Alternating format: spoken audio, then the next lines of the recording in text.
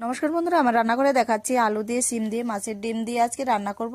আপনারা দেখতে থাকুন কিভাবে করব। তো ডিমটাকে ভেজে নিয়েছি সুন্দরভাবে, তারপরে ওই তেলেই আমি দিয়ে দিলাম আলু আর সিম। সিম দেওয়ার পর আমি দিয়ে দিয়েছি স্বাদ মতো লবণ, তারপরে দিয়ে দিব হচ্ছে হলুদ, তারপর দিয়ে দিব লঙ্কার গুঁড়ো, দিয়ে একটু ভালোভাবে কষিয়ে নিব। কষানোর পরে তারপরে আমি দিয়ে দিব জল। জল দেওয়ার পরে যখন ঝোলটা ফুটবে তখন আমি দিয়ে দিব হচ্ছে মাছের ডিমগুলো ভেজে নিয়েছি, ভেজে নিয়ে কিছুক্ষণ ফুটিয়ে নেব। আবার আমি কড়াইটা পরিষ্কার করে তেল দিয়ে দিব। তেলের মধ্যে দিয়ে দিয়েছি আমি হচ্ছে কালো জিরা, শুকনো লঙ্কা, তেজপাতা, রসুন ফোড়ন দিয়েছি। তারপর দিয়ে দিব আদা বাটা। আদা বাটাটাকে আমি ফোড়নের মধ্যে দিব।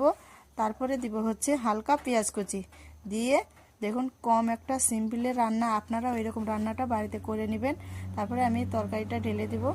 ঢেলে দেওয়ার পর সুন্দরভাবে নেড়ে চেড়ে নিচ্ছি। ভিডিওটা যদি ভালো লাগে অবশ্যই সাবস্ক্রাইব, শেয়ার, লাইক করে পাশে থাকবেন। তারপরে আমি